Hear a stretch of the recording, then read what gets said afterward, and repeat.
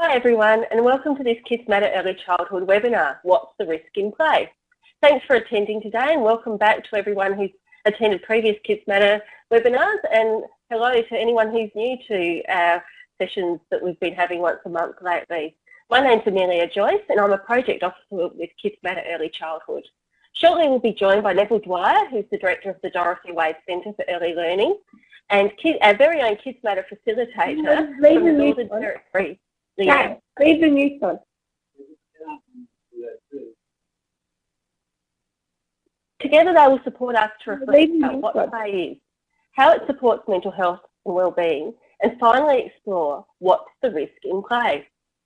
Some of you might be closely connected with the Kids Matter initiative. For those of you who haven't been part of Kids Matter Early Childhood before, this is an initiative that's funded by the Department of Health and Beyond Blue. It's grown into what it is today through a partnership between Early Childhood Australia, Beyond Blue, and the Australian Psychological Society. Shortly I will show you an outline of today's webinar. However, before we begin, I'd like to acknowledge the traditional custodians of the many different lands we're all on today. I would like to pay my respects to elders past, present and future, for they hold the memories, the traditions, the cultures and hopes of Aboriginal and Torres Strait Islander people. Everyone can be informed by Aboriginal ways of knowing, being and doing. And in so many ways, Aboriginal and Torres Strait Islander culture and heritage shapes the cultural heritage of all Australians. We know there are close ties between wellbeing, culture, community and identity. We also know that there is social and emotional learning in all that children do, including play. The Kids Matter Early Childhood team, we're committed to bringing Aboriginal and Torres Strait Islander perspectives and ways of doing to Kids Matter. And fortunately, the Kids Matter Early Childhood team had some opportunities to yarn with Aboriginal communities across Australia recently. Tips that came out from some of these yarns included some ideas about what adults can do while children play. So I'll pop them up on the screen for you to have a look at.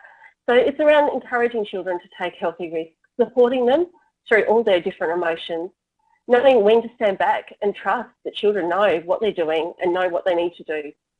Provide space for them to recreate any experiences that are happening out of the world of the Early Childhood Centre, their home life.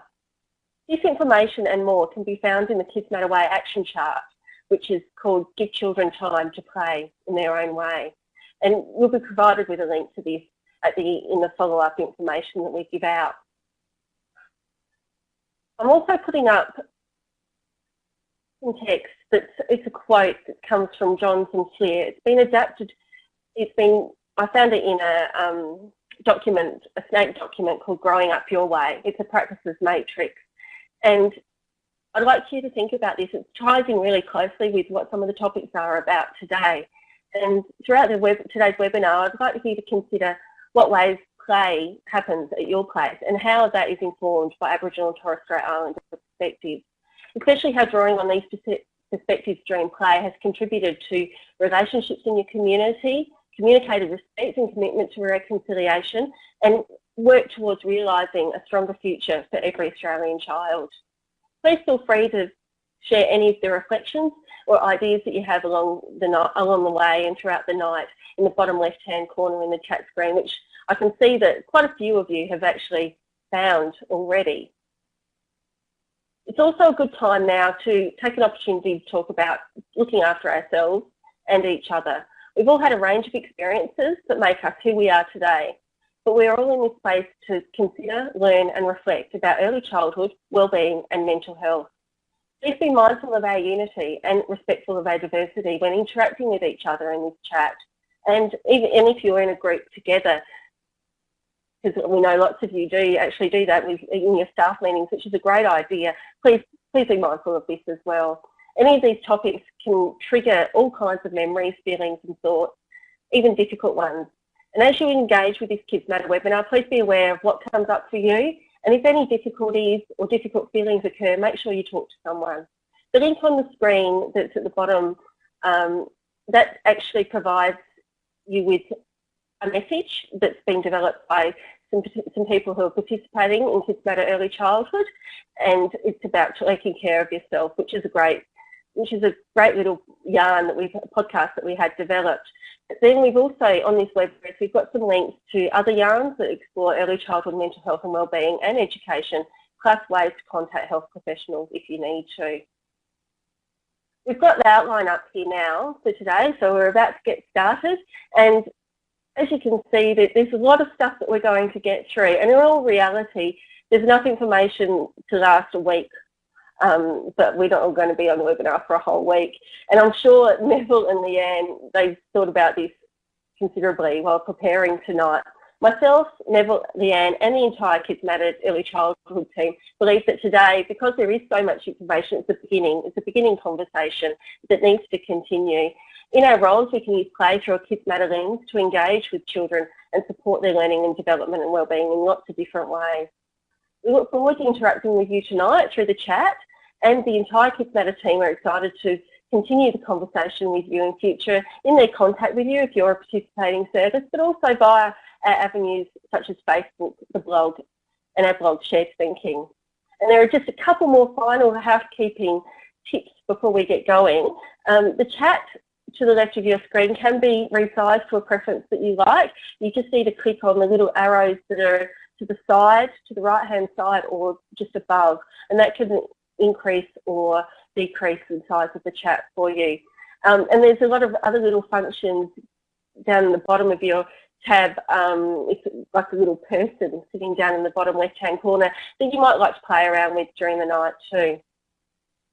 One final thing, there will be certificates distributed after attending this webinar, and I will discuss a little bit more about the detail about how you go about getting those towards the end of the session.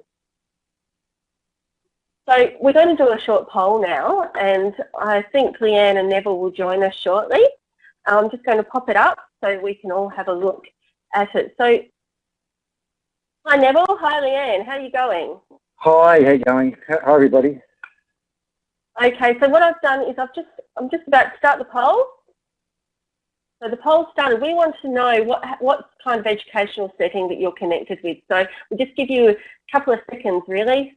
It's a speedy poll, this one, to see where people are from. And we've got some people that are typing other, and we try and keep everyone, try and cover everyone, but we sure do miss some people sometimes. So please pop where else you're from in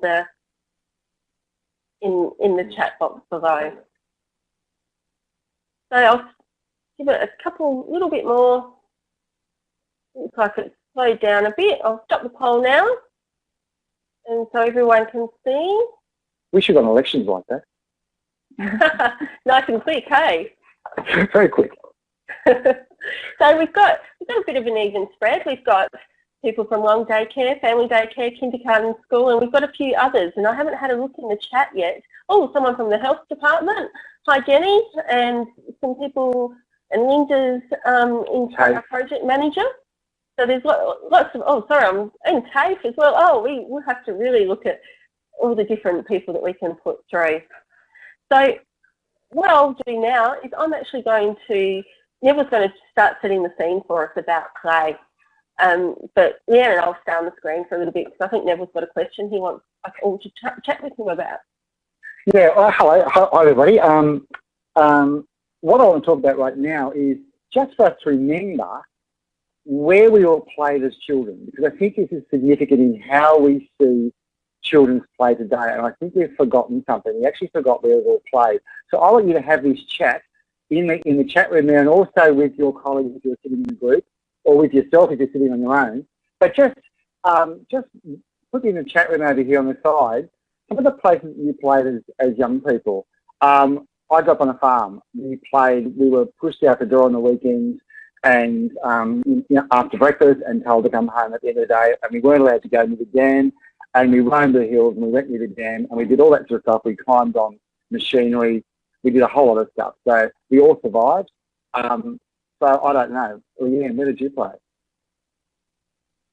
I spent a lot of time outside with my friends actually, and riding my bike around the street and up and down the road and up to the shops and back. So yeah, visiting the neighbours and playing in their backyard.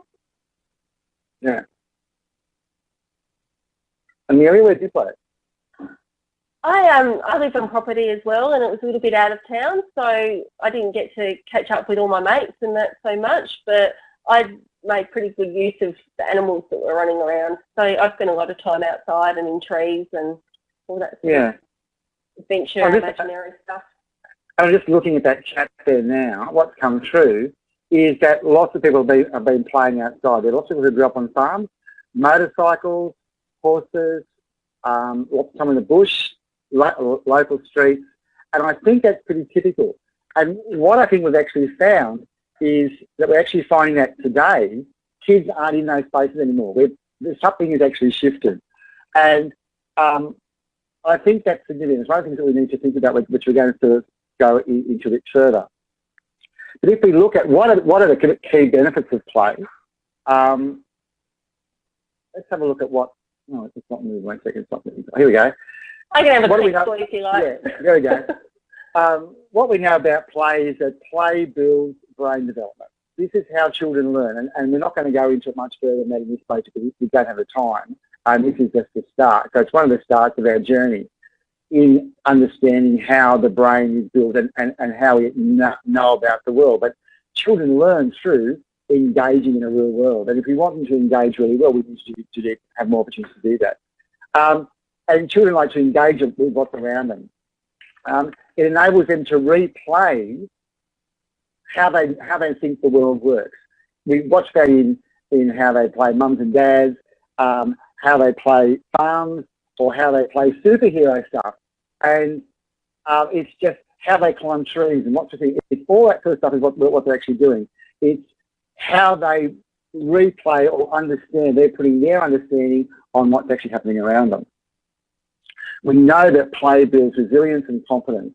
And all those things over here that I've seen in the chat room, things like climbing trees. We all fell out of a tree at some stage, and we learned how trees work. And I know the kids in our space here climb trees all the time, and it even helped the little tiny kids who come out and play there. They've actually got tied ribbons on some of the branches to help them work out which branches aren't that safe. But kids need to learn, or kids need to have an opportunity to climb and do just that in the real world. And they get confidence when they succeed. They actually say, "Oh, I can do that. I'll go and do it again." And I think we very casually refer to play as the work of children, and that really is, this is how they learn. It's a four-letter word, which I sometimes think we don't unpack really well because I think we actually struggle with it ourselves. But play is how children actually learn. And if I go to the next section, I'll just try that. Oh, here it all comes. And these are some of the critical things under this other list that is on the slide, is it allows children to use their creativity and develop their imagination, their dexterity, the physical and cognitive skills, and their emotional strength. And they're all critical to be played. And I'm just seeing a comment over here. Risky play can happen in any space. It can be indoors and it can be outdoors. Risky play can be in the kitchen. Actually being engaged in cooking stuff is a risk that we need to manage, but kids need to actually do all that sort of stuff. So we'll go on to the next slide, I think. And here we go. Oh, it's a poll.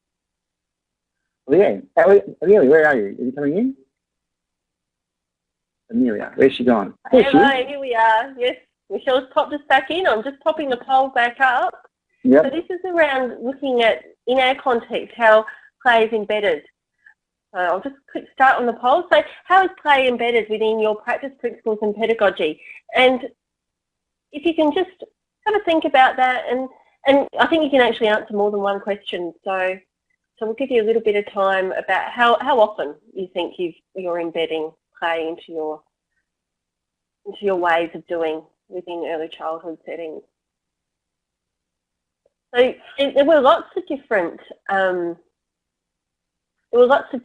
different comments that were coming up throughout that chat, weren't there, Neville? It was great. So it is, and that's what we want is it's risky plays, and that's what there's a comment there from Karen about risky plays if it's a safe play, and we explore that a bit further in the workshop. But yeah, it's interesting that people have actually got some trees because at one stage all the trees are banned. I know that people are still saying, let's take out trees, and just go back up in the chat. It's interesting if you look at the poll here, play is everything we do, and that's 64% of saying that, and that's pop it up for everyone to have a look at. Sorry, Neville. There we go. So there's the results. So can people see that now? They can see the poll? Yep. So, you know, most people are actually using play as a significant part of what we do. Most of the time, some of the time, or rarely. And we're striving, I think probably everybody's actually striving to embed it more, is to find more meaningful ways to actually have play there. People say, we do play. But I think it's that thing that Leanne will talk about a bit later on, is about that intentionality about what we do, because I think that's the critical thing, is that, yes, we can do play, but it's how we do it with intention. What are we planning and the reason, what do we provide that we do? And I think that's one of the critical things. Otherwise, play becomes, it's one of the things we can't unpack properly. And if play is embedded so significantly in the early years learning framework, and then we have to sort of say, well, why is it there, and what's the critical nature? What's it there for? And through the chat at the moment, I can see a few things coming up around the notion of definitions. So how we define what play is and how we define what risk is as well. So hopefully we'll be able to unpack that a little bit more throughout the session as well. So should we move on now to look at where play sits within all the different curriculum that we have. So we'll hand over to you, Leanne, for a bit. Right. So let's have a think about what links there are to play in our current curriculum. So some of you might be aware of the United Nations Convention of the Rights of the Child. So this document outlines 42 articles which determine children's rights. It was developed 25 years ago and was ratified by Australia in 1990. Article 31 from the United Nations Convention of the Rights of the Child states that parties recognise the right of the child to rest and leisure, to engage in play and recreational activities appropriate to the child, the age of the child, and to participate freely in cultural life and the arts. I really like this poster. The poem's really beautiful, and it was developed for children's work to help promote children's rights. There will be a link to this on the Kids Matter website after, along with all the other resources as well. The Early Years Learning Framework has a special emphasis on play-based learning and the principles and practices that determine our pedagogy. We'd like to acknowledge that some states and territories have their own frameworks, of course. You might like to share which framework that you actually use and how play is embedded in those frameworks. They even mention learning through play as one of the practices by providing a balance between child-led, child-initiated and educator-supported learning along with intentional teaching practices. Once children move to school, teachers often think that there's either no time to play or it's not supported by their school. You may be surprised to know that play is mentioned many times in the Australian curriculum, most commonly used in science, art, health and PE. Unfortunately, there's little mention about mathematics, but we do know that early childhood children play when engaged in learning about mathematical concepts. Perhaps you've got some ideas how you use play in maths. Maybe you can share them in the chat. Early Childhood Australia has published a book called Foundations for Learning, Relationships Between the Early Years Learning Framework and the Australian Curriculum. It's a useful document to show how the Early Years Learning Framework is embedded in the Australian Curriculum. I'd also like to draw your attention to a publication by Kids Matter Early Childhood called Connecting with the Early Childhood Education and Care National Quality Framework. It demonstrates the links between the National Quality Framework, Early Years Learning Framework and the Kids Matter Framework. So let's go back to talk about the Australian curriculum and look at the types of play that's mentioned. In English, they talk about play-based experiences, health and PE, physical play, fair play, exploring a range of ways to play, how to be safe through play. In history, representing ideas through play. In science, exploratory play, purposeful play and role play. In the visual arts, dance, drama, music and media, purposeful play, role play, dramatic play, and design and technology and digital technology, it goes on to talk about guided play. So for teachers and parents who are concerned about playing in the school, you can be rest assured that you can confidently say that this is what it says in the Australian curriculum. Children in Foundations and Year 2 should be playing. You may also like to have a look at some of the other ebooks that Kids Matter Early Childhood have published to help improve your practice. You can take a look at these again and they'll be made later on in the presentation.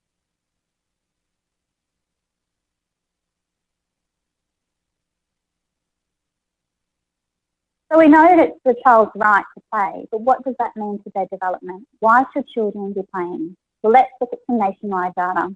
Children come into our care from various upbringings and social settings, and it's good to know how these children are developing. The AEDC is a nationwide teacher-completed early development instrument, like a checklist. It's used to gather information on children in their first year of formal full-time school. There's over 100 questions that teachers answer regarding a child, and it's completed in the first semester of the year the child begins school. This data provides a glimpse of children's physical health and well-being, their social competence, emotional maturity, language and cognitive skills, communication skills and general knowledge. If we look at the table across the top, you'll see the developmental domains, and on the left, the states and territories. The numbers represent the number of children and the percentages are in brackets. What we can see is the majority of children are developing well. However, we need to keep in mind the percentage of children who need additional support. The children represented in this table are vulnerable in one or more domain and will require intervention when they enter primary school, and this will impact on their learning. It's our role as educators to ensure that the children have the best possible start in life. We can do this by increasing our understanding of children's development and how social and emotional skills are important to improve children's mental health and well-being. The Benevolent Society recently published an article that stated, on current ADCC figures, about 9% of children starting school have poor skills, poor social skills and low self-confidence. Nearly 8% are anxious, unhappy, aggressive or hyperactive. This means that up to 27,000 children start school each year unable to cope socially or emotionally. Those statistics are quite alarming. If you would like to improve your knowledge of social and emotional development, you can log on to the KidsNote Early Childhood website and look up the Component 2 professional learning modules. One of KidsMatter's early childhood guiding principles is play is essential to help optimise children's well-being, development and learning. We need to foster children's overall development through play, as this is age appropriate and essential for their well-being.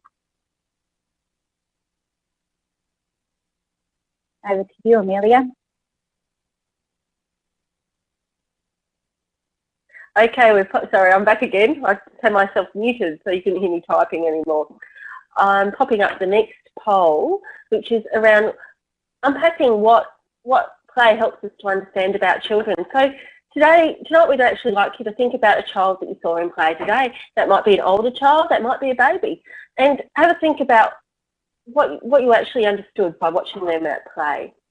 So there's lots of different choices. Again, you can select more than one option, and again you can pop it in the chat if we've missed something, left something out, because you never know. There's always something. We can always come across something that we see. Some interesting things have been going on in the chat. Have you been keeping an eye on it, Neville? Or yeah, I have. Yeah. Yeah. Was anything stuck out for you in particular? I just looking at Lara too, but she was just talking there about easy for preschool or kindergarten and the first year of school, and do all school do this, and what a great resource. And I think it's about people understanding that the Australian curriculum has this embedded in it, and I think often in school-based settings that it's often a struggle because of the overload of everything that sits over the top. But play is still an essential part of learning right through life. It isn't just confined to the early years. This is forever. This is how we learn, how we engage, and how we enjoy. If we do all of that, we actually learn really well. And I attended the funeral of my auntie, who discovered play being adventurous much later in life.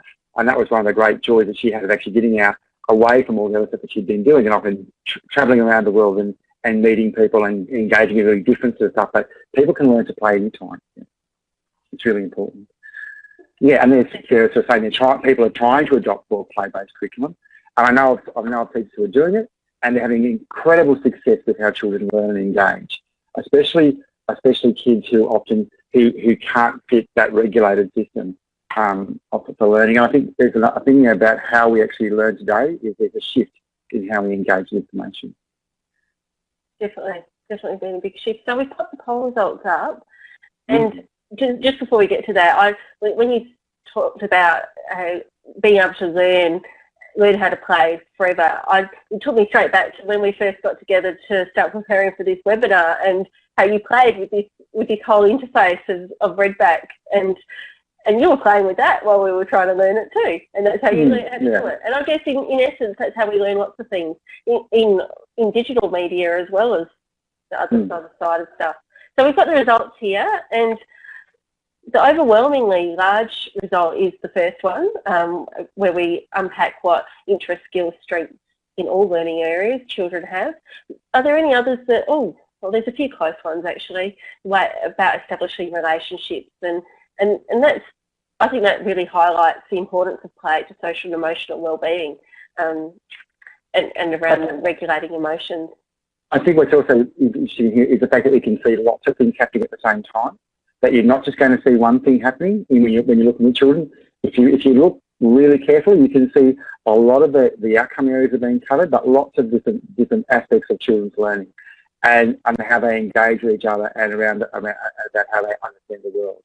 Often, if we just look with one lens, we can only see one thing. But if we look with a lens which is multifocal, you can see a lot of things happening. It makes our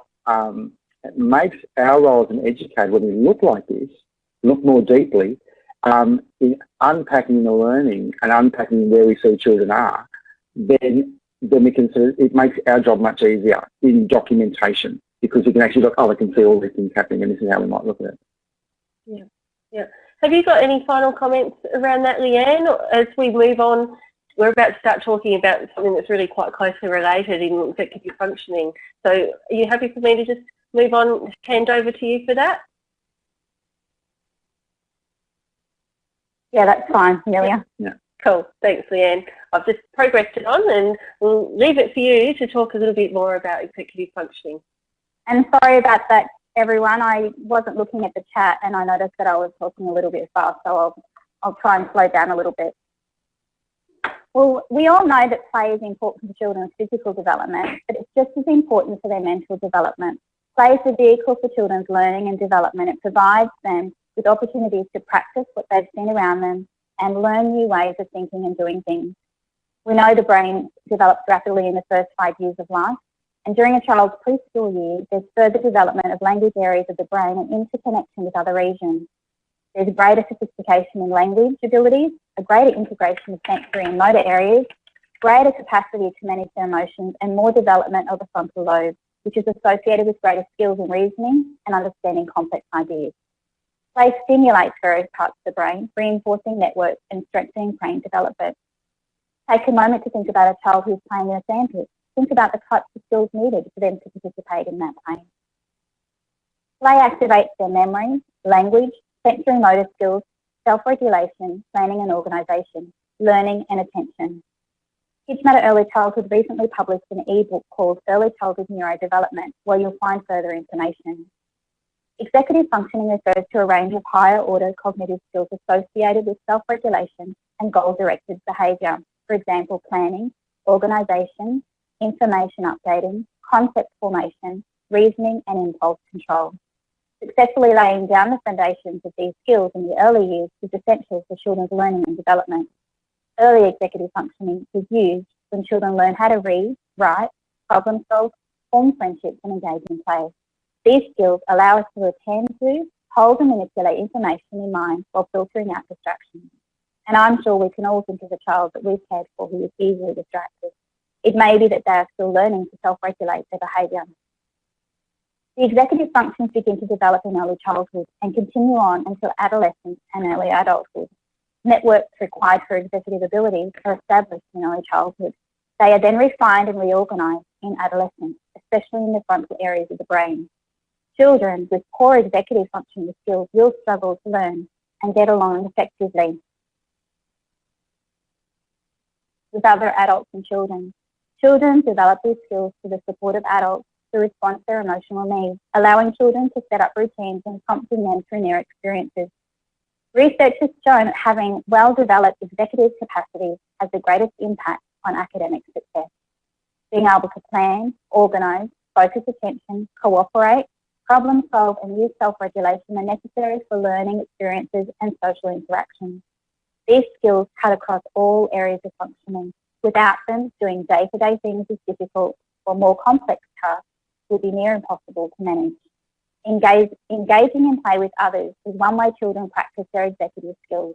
Play gives them the opportunity to use the skills that they've been developing with the support of the adults around them.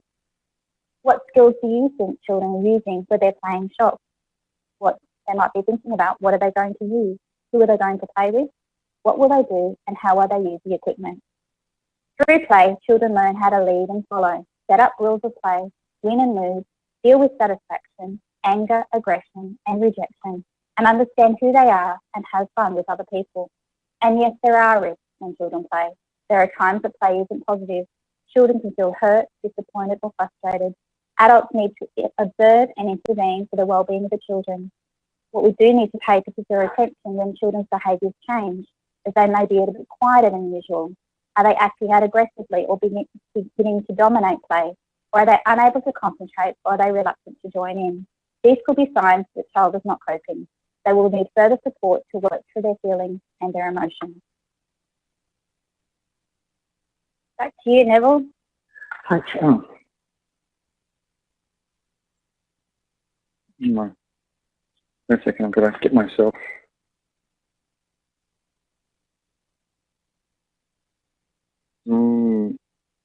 Sorry. Sorry.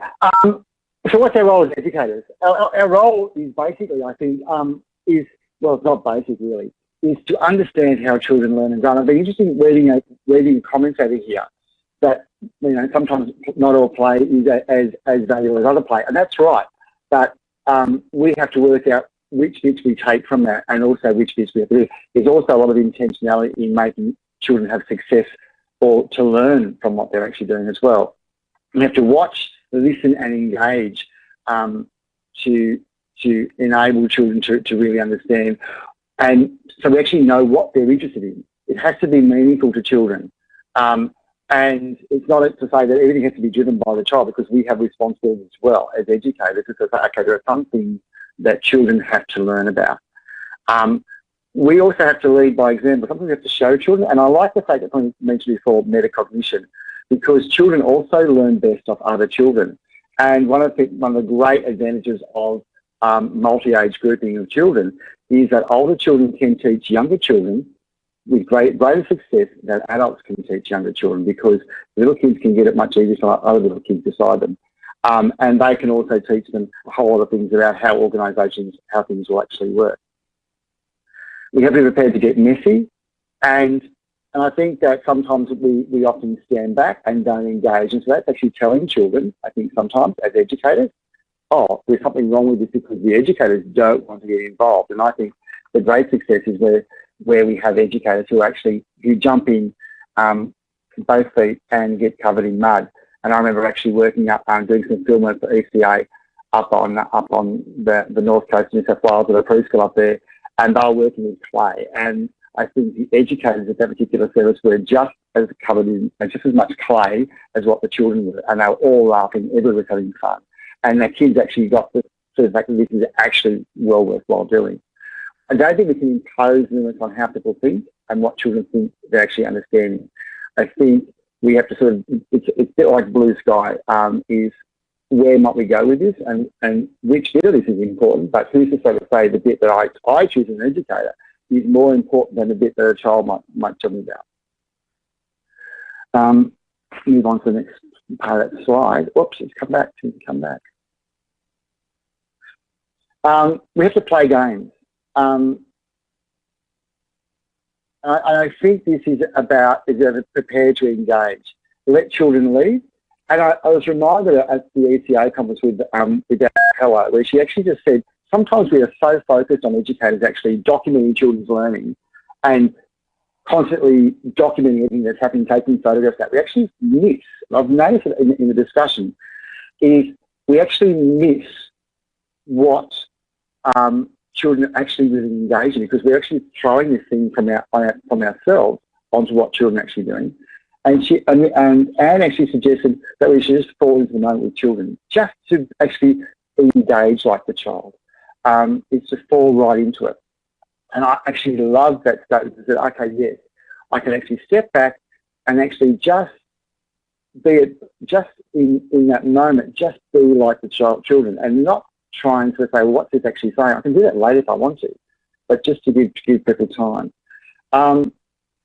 I think it is about engage. Is we have to actually really sit down and let the children engage, but also we have to engage as well.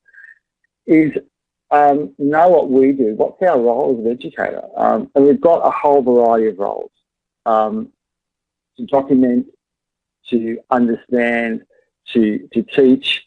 We've got so many things, so many hats we have to wear, and we have to work out at which time we might use them all, and we might actually use them all the time. And we have to plan, and we're going to talk about intentionality a bit later on, but we have a responsibility to plan for play. It isn't just about haphazardness. It isn't about, let's just throw all this stuff out in the room and see what happens.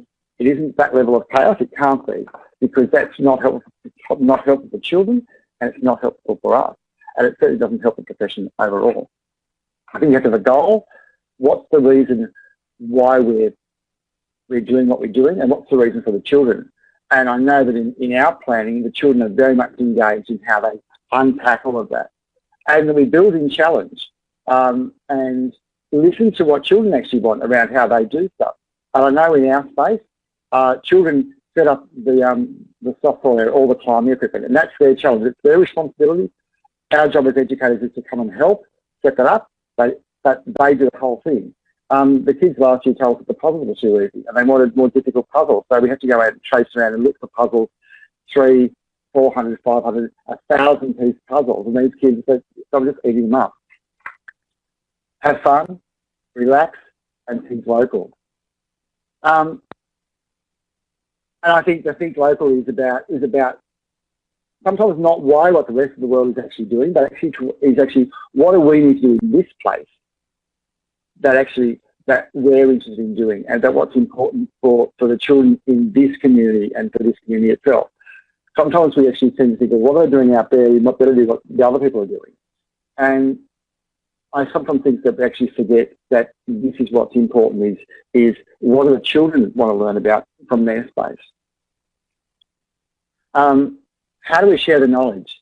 I think the EYLF has a whole range of things in there which actually help us to understand how we might gather information and how we might use it, how we might draw on all those different perspectives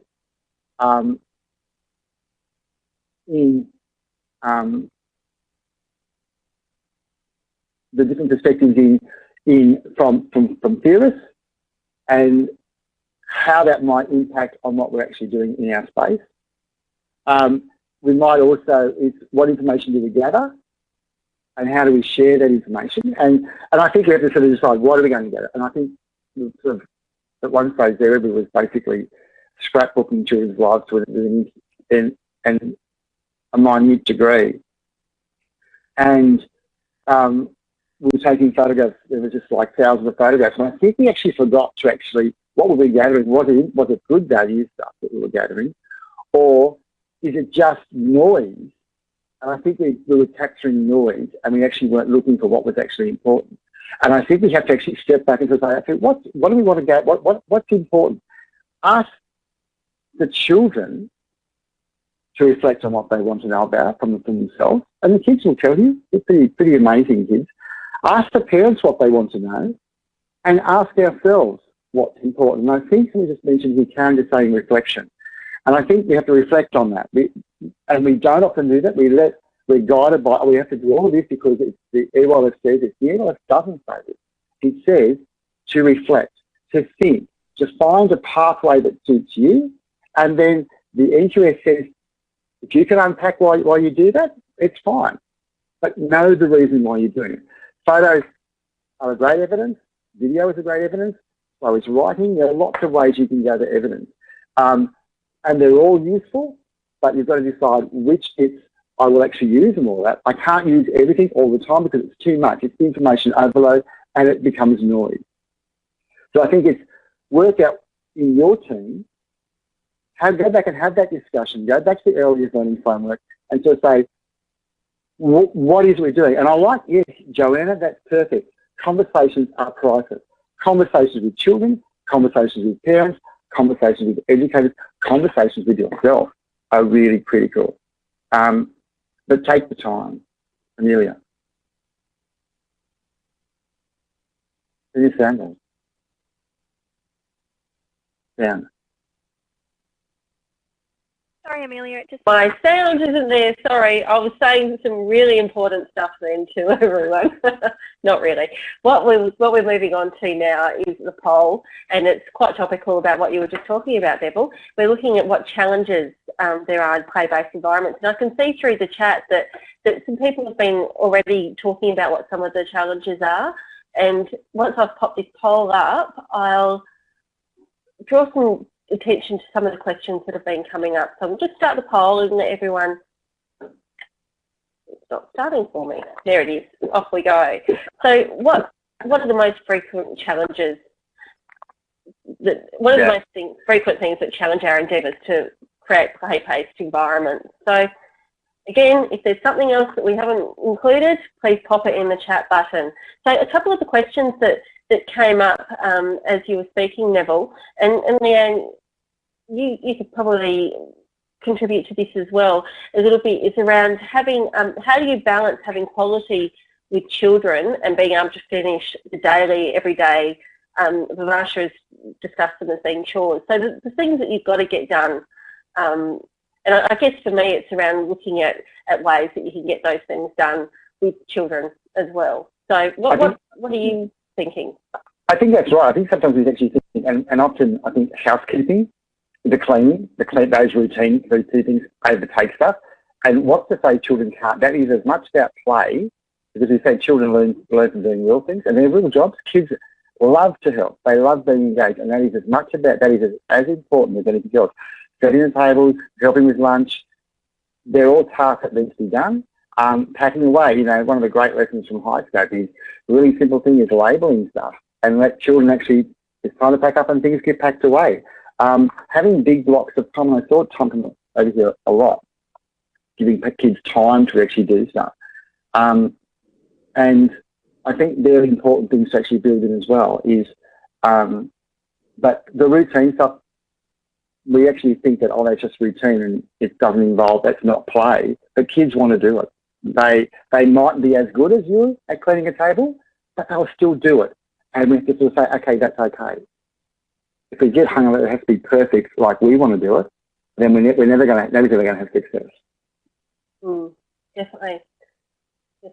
And there was one other question as well before just a quick response to this one. How can someone give a response about an example of a play goal that you think is a good goal? What would be a good goal for play?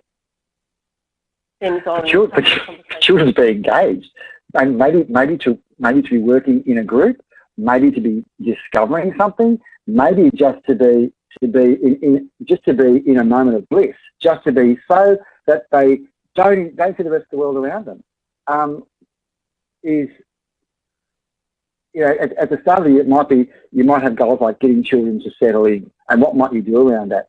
But for the play stuff is so embedded in what you do all the time. It's about having spaces for children to engage together, to be creative, to communicate, to feel success, but also just have the challenge there so that things actually fail, and then being able to say, let's do it again. And for children to actually say inside here, I can do this again, and not to have this pressure of saying, oh, I've got it wrong. And we don't want children to say, I got it wrong, but to say, oh, that didn't work, how might I change that? And you watch children do that all the time with blocks.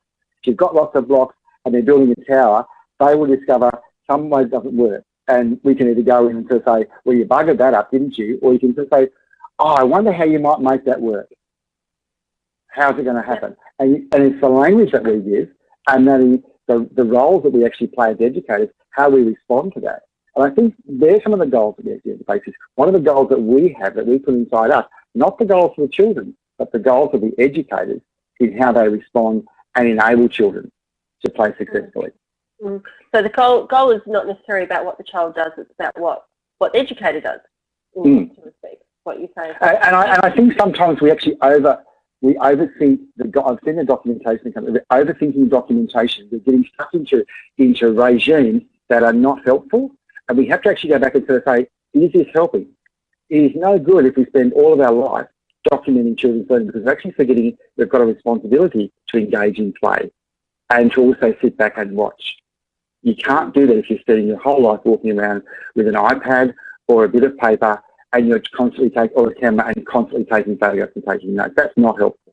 And it makes people want to get away from what they're doing. And the EYLF doesn't ask that, and nor does the National Quality Standard. It doesn't expect that. It expects us to be thoughtful about that process. Okay, so a lot of the stuff that we've covered here has come up in the poll, and a lot of things around other curriculum demands and differing opinions about play's importance, which really leads us into the next few slides about what we can do to continue to show how important play is. So we'll just move on from there, and there's been lots of comments going up in the chat box, and we actually get a transcript, so we might do some stuff and share some of this stuff in other ways so that we can respond really well to them, because there's lots of conversation happening. It's great. What I'll do here, I'm not going to talk to each of the points I've actually got to kind of think. What I'm going to actually talk about here is a couple of things that I actually use in some of my workshops. And one of them is around, it's a quote I use from Helen Nederland, who's a Dutch landscape architect. And I delight in what she says. She says, I'm convinced that standardised play equipment is dangerous. When the distance between all the rungs on the climbing net or the ladder are exactly the same, the child has no need to concentrate on where they put their feet. The lesson cannot be carried over into all the knobbly, asymmetrical forms which are there from one we're confronted through a whole life. You know, just walking out of a children's service where everything is flat and even, out onto the council footpath where it isn't like that, is a lesson in that. We need to put in our spaces things that are a bit different. So the risks are, for educators in this thing here, is the risk of the fear of failure. We worry about litigation. We worry about being too different. I'm not the same as the service down the road. I'm not the same as my other educator team. I'm a bit frightened to actually try and move away from documenting and learning in a different way, or try something new in play. We worry about costs, and play doesn't have to cost you anything. You know, seriously, you can go and buy cardboard box, get cardboard boxes free from behind any electrical store, and that's all you need. We don't need to spend thousands and thousands of dollars on lots of equipment which can only be used one way. What's the risk for children? Is if we're not careful, if we actually don't let them play successfully, they become less resilient. There is a rise in mental health issues, and we can see that increasing because we've actually pulled children back from being able to actually roam and to play in the big wide world. They can take. There's less risk in their world. They become less innovative, increasingly bored because they want to. They want to be entertained the whole time. This is not about being entertained. It's about I'm becoming my own entertainer. I have to bring that to my own play. There is less freedom. The more we landlock children into rooms or into small backyards and not being able to roam, then they won't go any further. They actually won't go and do the adventurous stuff. Fear dominates how we interact. Nothing will change, and we'll become more insular. And I think they're big things that actually carry over into the big wild world later. This is a quote. The next thing is a quote around risk, because it was covered before with what's a risk and what's a hazard. A risk is something that is possible to negotiate and may be appropriate in particular situations. So that's about identifying what's a risk. And the hazard is something that's actually going to cause a harm. So a risk is that a tree is a risk. If you don't climb properly, you're going to fall out.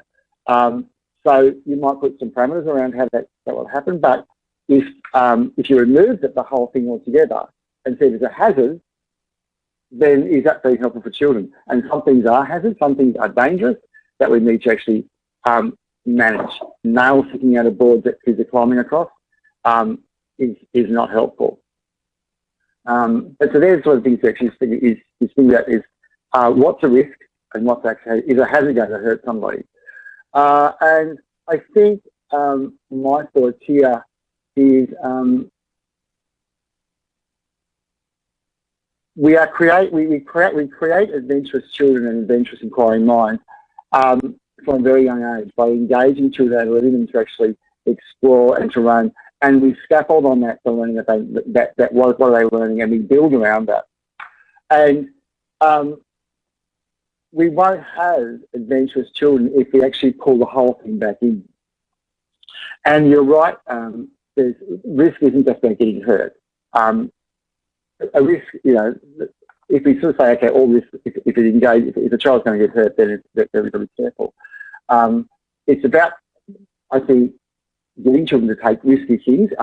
You know, taking a risk of actually applying paint to a bit of paper for some children is a risk, because it's something that they've never actually done before. So we have to sort of think about it's not always about a physical thing or engaging in a big wide, but it's actually about sometimes it's smaller stuff as well. It's about, a risk can be about a child actually making a friend for the first time. Walking into a new space is what do we do about that? What's the next one? Oh, it's Leanne. I think it's Leanne. Here she is. Yes, I am.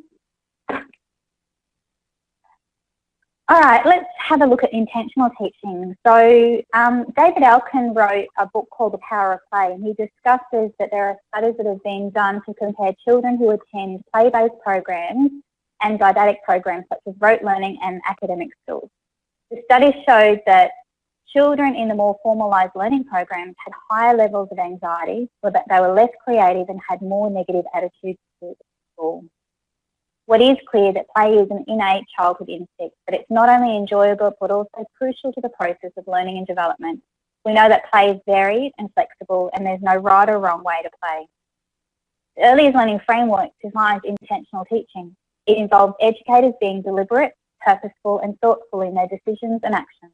Intentional teaching is the opposite of teaching by rote or continuing with traditions, simply because things have always been done that way. And as educators, we can support children's social and emotional development through play by helping children feel safe and to be safe, by following the child's lead, providing opportunities for children to play with others, and offering guidance by modelling ways to join in and solve conflict. Intentional teaching opportunities are always planned. They're not ad hoc. Educators can develop an understanding of what children know and where they can further support their learning and development by observing children's interests. We're also constantly modelling learning strategies, including literacy and numeracy practices. Here are some reflective questions to guide your practice. And there they are. So if you have a moment to think about those and what you might do as a result of after this webinar. And I'll just share a little story about my experiences with intentional teaching. I used intentional teaching strategies when I was teaching 3 to 6 year olds. Learning centres were set up with resources that linked with the curriculum areas. We were focusing for that fortnight, for example, literacy, numeracy, science. The environment allowed children to roam and work on projects that they were interested in. I'd have 3 to 4 focused children and observe what they were interested in, write observations and scaffold their learning by sitting with them. They would then have an opportunity to share with their peers what they were working on. This helped strengthen their confidence and language skills. It also allowed the other children to listen and learn from their peers, and also for me to take additional observations. I've had much success with this approach over the years. Children have more opportunities to explore learning in a more informal setting and are more engaged, therefore children are more settled. The routine's consistent yet flexible for all children and allowed them to be creative in their own way. They felt safe, there was allocated time each day and plenty of opportunities for children to develop relationships. Of course, I did need to speak with my principal at the time and make sure that he was aware of what my intentions were. I gave him lots of information on the importance of play, where it sat in the curriculum and how it was going to actually impact on my program planning and also my observations and reporting. So we know that intentional teaching requires knowledge of children's development and understanding. It's purposeful, planned, and with particular goals and outcomes in mind. And following on from that as well too, I noticed that Larissa was talking about documentation and intentional teaching practices with other teachers who might actually come into the room. So if you actually have those displayed in the classroom or in the room, then those teachers who actually, or educators who come in to take over your role, then they can actually see what intentional teaching outcomes and experiences you actually have planned and the observations that you're actually wanting to have. Okay, over to you, Amelia. Hello, I'm back again. Now we're coming to the end. We've got 5 minutes to go. I don't know about everyone in the audience, but it's actually absolutely flowing for us. So there's been lots of conversations going on throughout the chat. We haven't got many questions at the moment that have come up, other than there's one here from Narantri who says, does intention mean planning for something specific? So that's a question that has come up. So if one of you would like to make a response to that, that would be great. And then we might just have some final concluding statements, and then I'll get to the nitty-gritty of how everyone can get these resources that they're asking for after the webinar.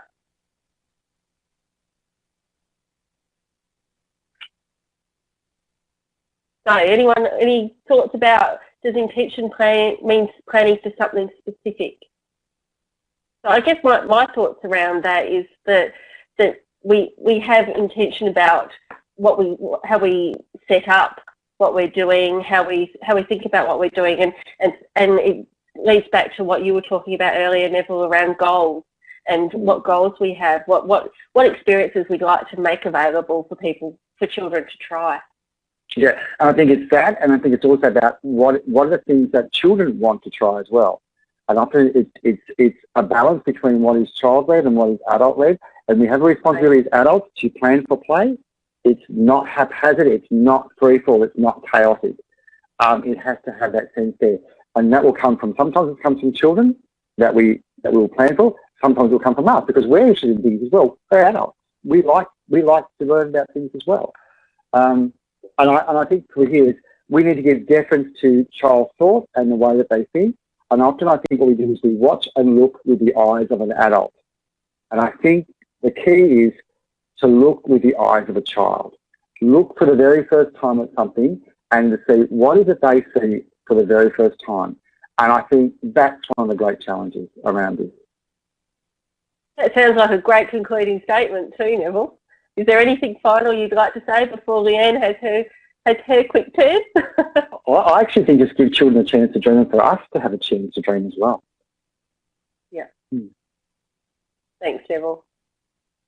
How about you, Leanne? Any final concluding statements before we get to the nitty-gritty stuff? I think it's a matter of educators thinking about their own pedagogy. What are they really passionate about? If it's that they want to experience more play-based learning experiences or engage in conversations with the people who they work with, the other educators, the perhaps teachers or parents, and tell them and get out there and tell them the importance of play, how it's good for children's health and development, how that's really important for their mental health and well-being. We need to get it out there that it's not good for children, particularly 3-year-olds, to be sitting at a desk. That, you know, we're not getting children ready for school. We need to be looking at what developmental stage they're at and what they actually need done. And drawing on a question that came up throughout this, some of that is around supporting families and inviting them to actually play with intention as well and look at the intention of the child as well as the intention of what they'd like to learn. I'm moving on now to the final slide around continuing the conversation, because it looks like lots of people want to keep continuing this with you. Now, I mentioned in the chat, for those of you who've seen it, that Neville and Leanne will be contactable via Facebook and the blog. We will have a blog post that will be going up shortly after the webinar, and this is also from where you'll be able to download a recording of the event and also a recording of the PDF. You'll get sent an email to let you know when all that is actually available, and we'll have a look through all the questions and make sure that we put some responses perhaps in that blog as well. So that's just a quick little cap over where you can actually keep this conversation going. We also have Twitter, and I imagine there's been a Twitter feed going tonight. I saw Noe encouraging people from the ETA Learning Hub, and I think Judy Kinniston has been doing some tweeting for us at Kids Matter as well. So check out the Twitter feed and see what people have been saying there. there's also our website, and you'll get some follow-up resources around that. Now, in a moment, Neville, myself, Neville and Leanne, we're actually going to be leaving you, and the meeting space will stay open. So in that time, you'll have a chance to complete a survey that would be really great. Now, if you want to get a certificate, it's really important that you write down the name of all the people who have been attending with you tonight, particularly if you haven't registered. Pop down the names of people who are sitting in the room with you and an email address that we can send those to. So we'll leave you now to say goodbye to each other on the chat and also complete that survey. And thank you so much for joining us, and hopefully we'll see you again in the new year with our next webinar. Goodbye, everyone.